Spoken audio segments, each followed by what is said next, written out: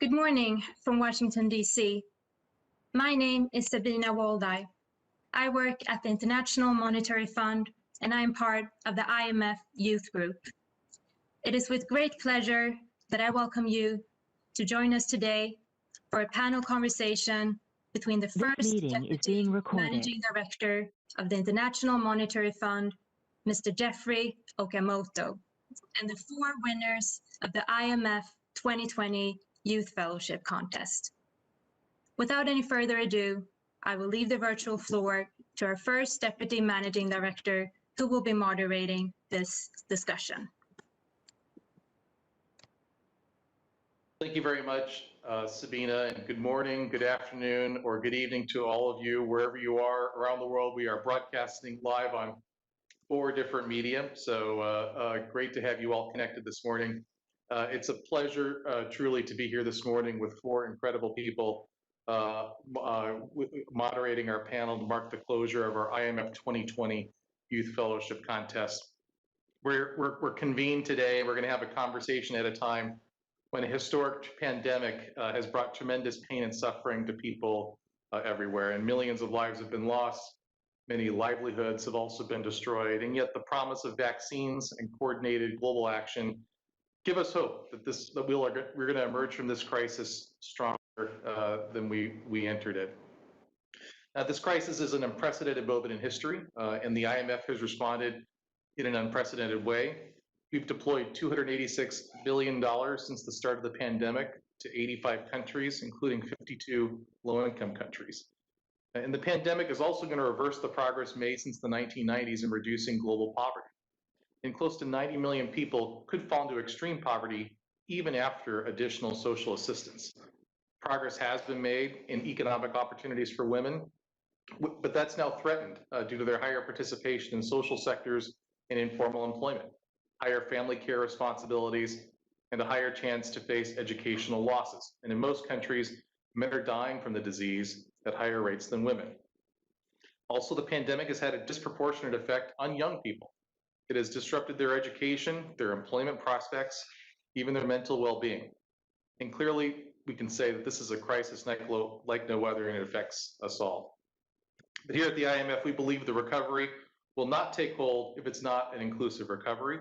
And so we are working with young people to bring their voices into this conversation. In last October, we launched our first ever Youth Fellowship Contest.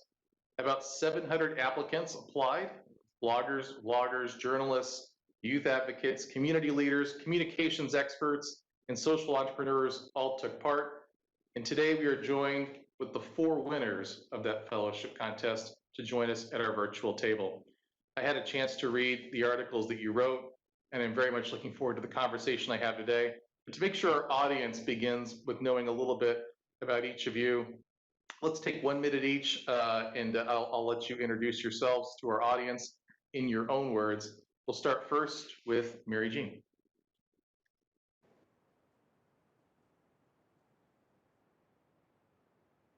A warm good morning to everyone in this meeting. First of all, I am pleased to be joining you today to discuss some of our ideas. Thank you to the IMF for organizing this event and to the FDMD for the introduction. My name is Mary Jean. I am from Botswana, currently in Doha. I have a legal background and I have a keen interest in media, communication, and development as it pertains specifically to Africa. In 2018, I was a co-panelist for Declarations, a podcast from the Center of Governance and Human Rights at the University of Cambridge that explores issues on human rights. I spent 4 years engaged in work that straddles socio-legal development and youth engagement issues. And in 2017, I co-executive produced a documentary on access to affordable internet for students in African public schools with a particular case study on Malawi. So I'm very much looking forward to the discussion. Thank you. Fascinating. Thanks very much, Mary Jean. Let me now turn to Krithika.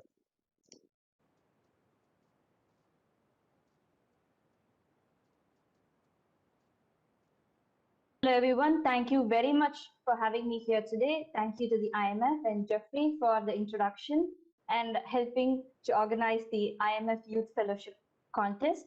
My name is Krithika Narayanan, and I am a journalist from India. I have worked with the BBC in London. I have a master's from the City University in London. I have nearly 5 years of journalistic experience in print, radio, television, and online journalistic platforms. I am passionate about public policy, governance, social justice, and human rights.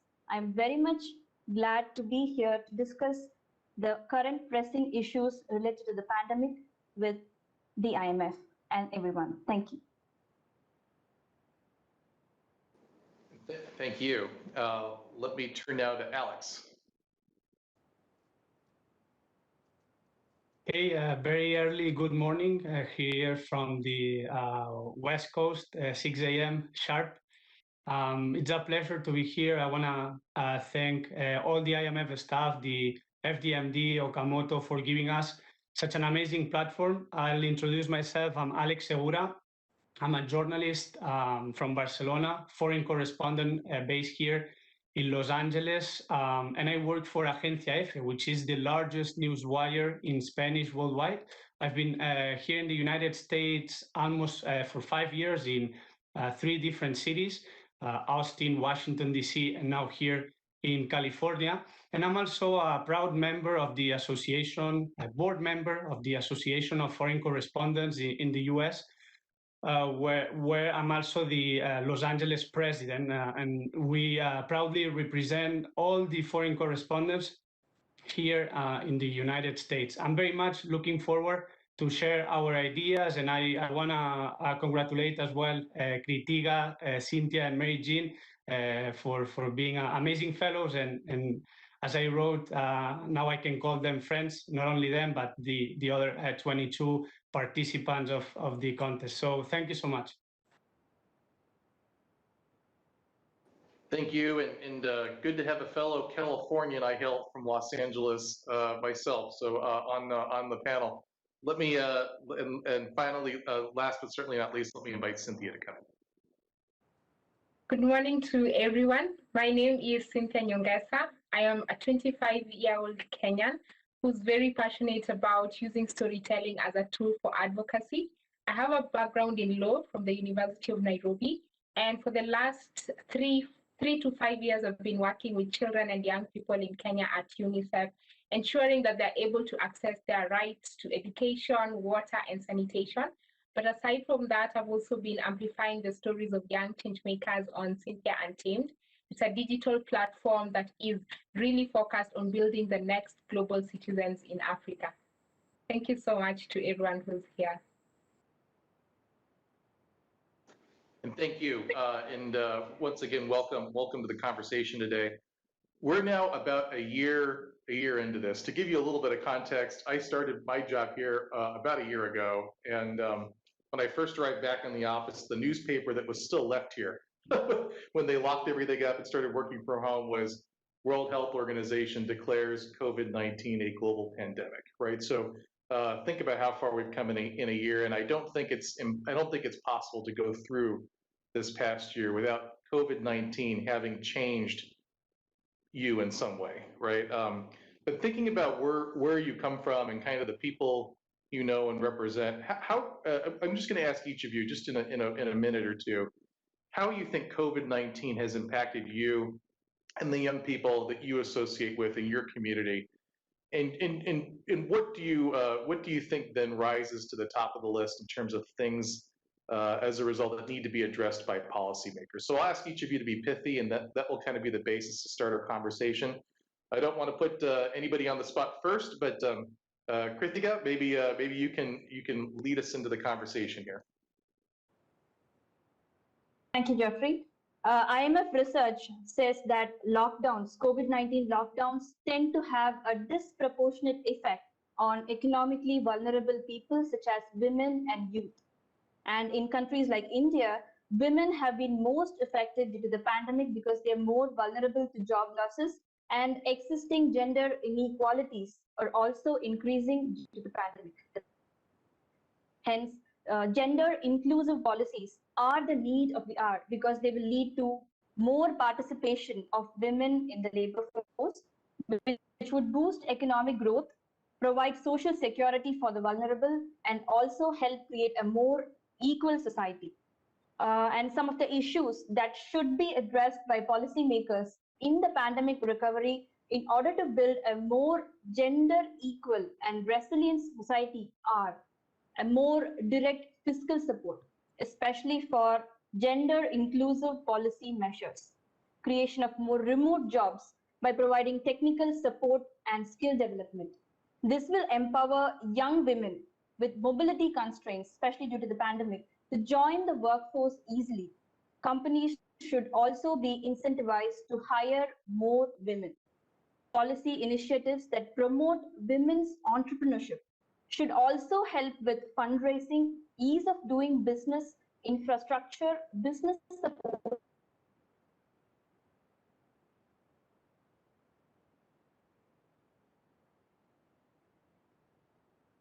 and opportunities should be provided for the unemployed to help them transition easily into new sectors. Thank you. Great, thanks very much. I think gender inclusion and I think some of what you were describing, certain active labor market policies, certainly a lot of some of the research you cited, lots of hot topics that the IMF is focused on, not just in an academic sense, but also practically within countries. So we can talk about that. But maybe Alex, maybe you can follow up and see from your perspective what you think.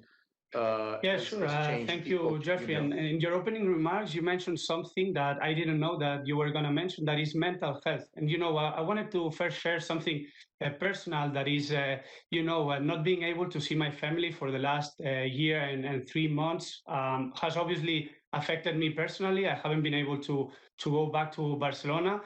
And not only personally, but from a professional standpoint, as a journalist, you need creativity, productivity. So obviously this has impacted me, but I want to say I'm super grateful to have been able to keep my job, right? And why do I say that? Because look, in my country, in Spain, we have people under 25-year-old. The unemployment rate, according to the latest Eurostat data, is higher than 40%. Which compared to the average in the European Union is 18%, 18%. So why is this happening in Spain?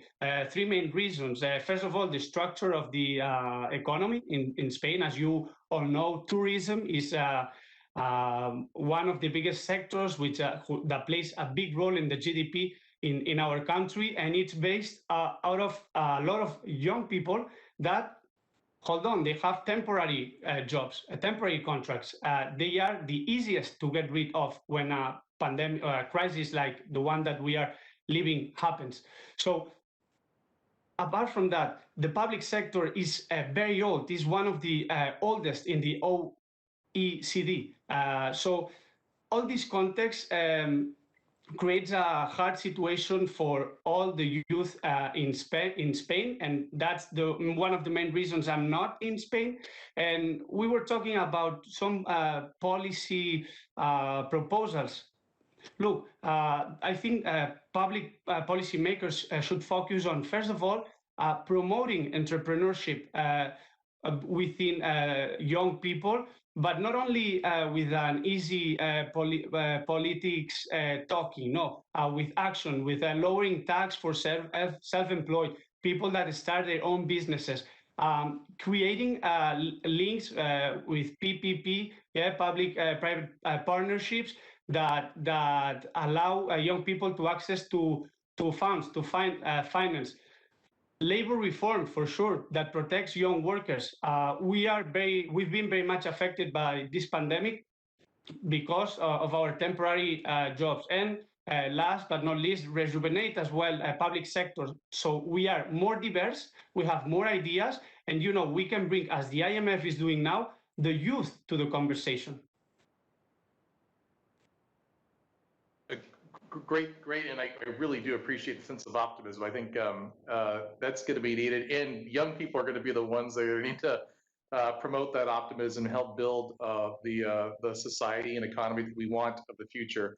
Let me bring in Cynthia now and get her perspective on how she sees things and how things may have changed for people she knows. Well, for me, the first thing that has really affected us here in Kenya is the education system. For example, my three brothers were not able to go to school, and especially the youngest was the one who was the most affected because he was about to sit for his national exams and he had to stay home for a whole year. So you can imagine how devastating that was for him, waiting to join the university and just build a life for himself. So he was very discouraged.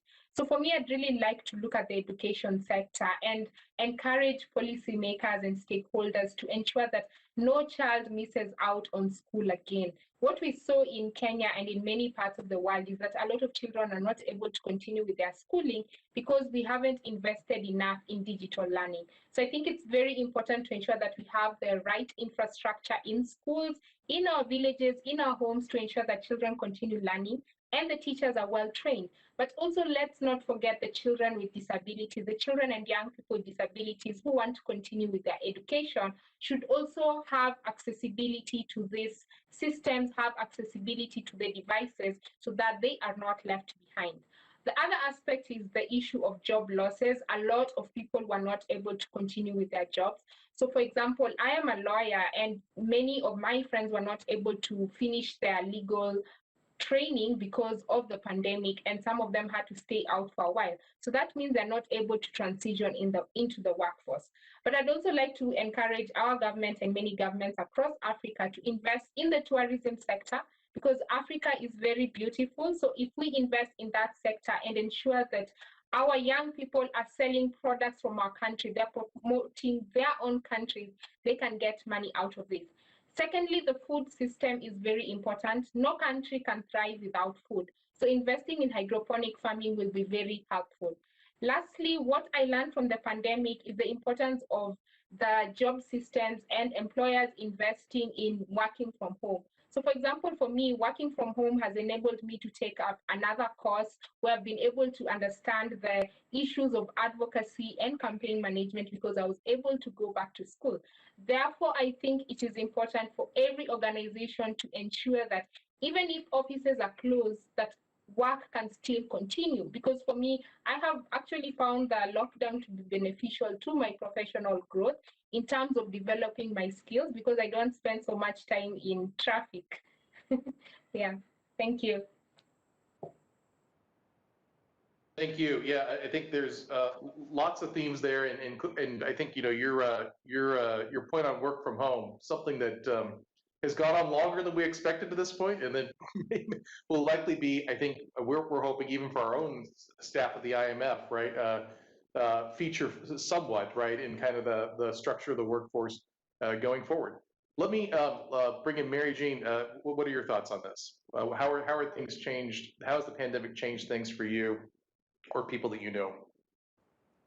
So going off of the theme that Alex and Cynthia have highlighted on job losses and unemployment, prior to the pandemic, unemployment among young people in Botswana and across Africa was a developmental challenge. This developmental challenge was exacerbated by the ramifications of the COVID-19 pandemic. The unemployment rate for the last quarter of 2020 after the pandemic took its toll in Botswana was 24.5%, which was 1.3% higher than it was in the first quarter of 2020. So this really shows that the pandemic made the unemployment crisis that was already a problem prior to the pandemic even worse in Botswana. The pandemic has provided individuals, organizations, countries, and the world in general an opportunity for introspection. As for what I would like to see addressed by policymakers in the pandemic recovery, at the country and continental level, I would like to see policymakers in Botswana and across Africa implement a pro-digital policy agenda. And what does this mean? That is for African countries to embrace digitalization as a driver of socioeconomic transformation and growth. The policy priorities and investments for reshaping the recovery of a resilient economy that works for young people is to ask, what part of our economy resisted the pandemic? And I think the answer is the digital economy. Embracing an inclusive, and the key here is inclusive, pro-digital policy agenda presents social and economic opportunities for Africa and its countries to build back better after the pandemic and potentially leapfrog its development. Often in Africa, we talk about resources. What is the wealth of Africa? Diamonds, golds, oil. But this pandemic has really showed that we have to look beyond resources, natural resources. Low commodity prices were the advert of the day. And so technology has really shown that it is the future and it needs to be harnessed for the developmental agenda of Africa and African countries. Thanks. All great points. So I'm going to kind of try to draw out some broad themes, and this is where you get to wave your hand and let me know when you want to jump in, and I'll bring you into this conversation. But I think you all kind of focused a little bit, to some extent, on the on issues of employment, jobs, opportunities, and then what kind of needs to happen to improve those prospects. I kind of started my career in the middle of the last financial crisis, which was hard, right, for people to kind of regain their footing career-wise, right, after this. But in that presented a whole suite of new opportunities for people that that could go after them. But I think when you talk about being pro-digital, Mary Jean, or Alex talks about being entrepreneur, the entrepreneurial spirit. We talked about the gender inclusion. The digital aspect of this really does help level the playing field in many respects, either from gender or geography or even age. In some ways, age, maybe if you're younger, you're favored in some of the digital jobs. What are some of the top priority kind of quick wins? In other words, these are the world's changing quite quickly.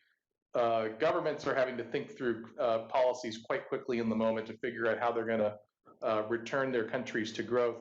What's kind of what's like the first thing that you would do as kind of where you'd start on that? Understanding that things like education have a long tail. What are some things that could happen now? Who wants to come in on that? How about Cynthia? Okay, thank you so much to all my fellow speakers, to Jeff and the rest of the team. For me, I've just really been thinking about the education system, and I know I keep emphasizing that we need to go digital. Our teachers need to know how to use computers, they need to know how to train the children. But this means that it's going to take a very long time, like you mentioned. It means our teachers who are being trained at the university have to be retrained. What about the ones who are already teaching? What happens to them? So I was actually having this conversation with other young people, and what we concluded is that we as the young people across the world, across Africa, we also need to take responsibility for our lives. So for example, for me, I discovered, while I was at the university, I discovered that there were so many spaces that were offering digital learning for young people. So for example, if you come to the University of Nairobi here in Kenya, there is something called the C4D Lab. And it's basically computer for development. And they used to offer free courses to university students. And only the proactive students knew that those opportunities existed. We have the Nairobi Innovation Week that's hosted by the University of Nairobi. Very few students would attend those events. And for me, even as a law student, being interested in IT meant that I was exposed because I'd constantly take the responsibility to go and see what was there for myself. So for me, I'd just like to encourage young people that don't wait for the government, don't wait for the IMF, don't wait for people to come and support you. You need to be very proactive in looking for those opportunities. And even then, as we complement the reform in the education system, I think we will transform, because I know the government of Kenya is really working on education reform through the competence-based curriculum, but that is going to take a lot of time. So now we must take responsibility for our own future. I like that. I think take responsibility for our own lives. I think the policy and some of that can provide a good tailwind, and certainly policymakers we're working with are hoping that's the case. But Alex, maybe I can bring you in here because you brought up this issue of entrepreneurship in kind of your first round of questions. That sounds like a different spin on kind of an entrepreneurial spirit, whether it's private seeking, capitalist, or kind of socially oriented, being entrepreneurial. Thoughts on that? Jeffrey, thank you. Thank you for the question. And you know, linking up with things that have been said, Jean, Cynthia, huge advocates, Jean, digital agenda, Cynthia, education, you know, and I think with fintech companies, and that's the project that I submitted in the contest, fintech companies can really play a huge role in all this education and bringing more digital to the people. And my project was focused actually in the gender gap that exists in financial inclusion. You know, according to the latest Findex, 9 point percentage less women have access to financial services. You know, and now, you know, the UN calculates that there are more phones than people in the world. So how could we, you know, link this context and bring more people to be included in the system? So look, fintech have already the technology. They work with very easy interfaces, you know, easy platforms to go to work on them, which reduces the mobility problems that exist in a lot of countries, and that is one of the main reasons for which a woman don't have access to financial services. So now, in the video, I propose three things. First of all, obviously increasing again PPP. I believe that the public sector and the private sector have to always, you know, to connect and to link up to bring the best from the private sector for the public service. So growing access to microcredit for women, increasing digital ID, increasing financial education. You know, as Cynthia and Mary Jean say, we need to be able to take advantage of the digital era that we are living in, that allow us, for instance, to have this wonderful conversation.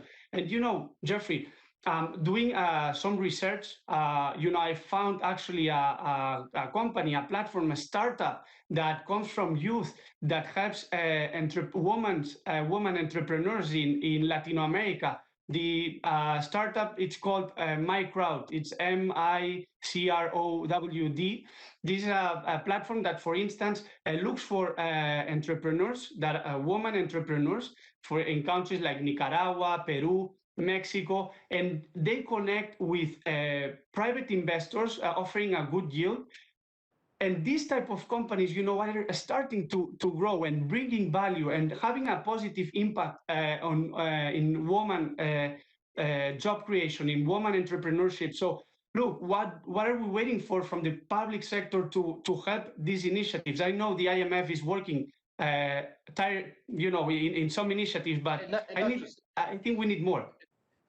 And now it's not just us. I think there's, you know, I think we're really bringing in the issue of gender, fintech, financial inclusion, entrepreneurship. I mean, when I met Kristalina Georgieva, our managing director, when she and I were working to launch and operationalize the Women Entrepreneurs Finance Initiative, which is a collaboration, right, of many partners, many international financial institutions that is trying to work in that space. But maybe let me if I can put Krithika on the spot here. You brought up gender and remote jobs. I think that's interesting because, you know, when you think about traditional work, you know, you had to show up on premise to kind of work a job. Tell me about kind of how you see this duality of remote working becoming more prevalent and gender inclusion in the new economy. For sure, I think the context we're living give us, Alex, especially youth. Alex, sorry, people. I intended that for Krithika, if you don't mind. Oh, okay. I'm sorry, Jeffrey. Thank you, Jeffrey. Working from home is here to stay for the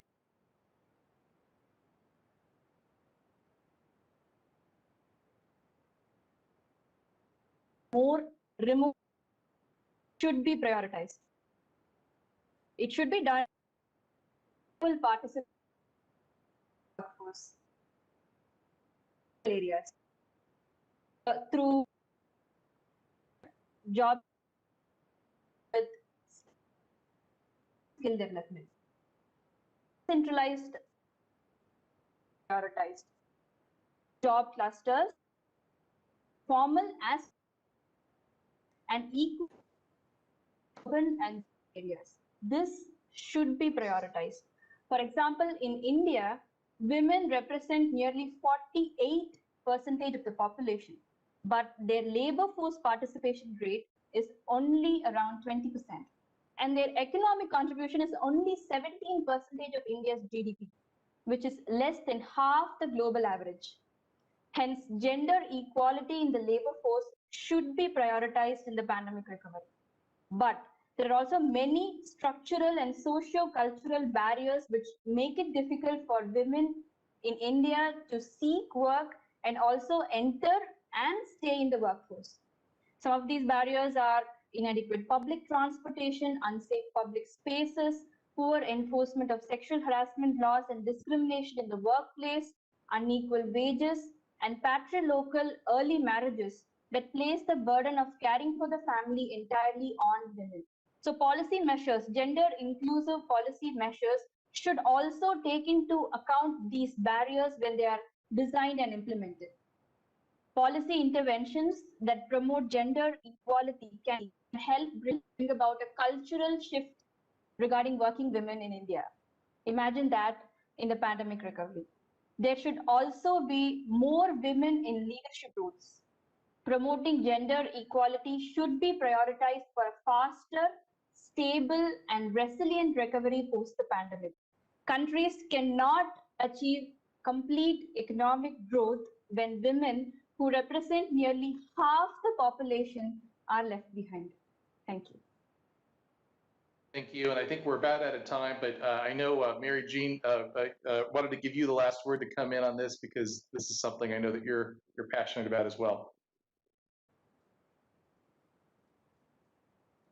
So great contributions from the others already. And given that we're out of time, I'll just keep it very short. So I think in terms of the policy contributions for a pro-digital agenda and what that really means, I think cross-sectoral partnerships between public and private actors.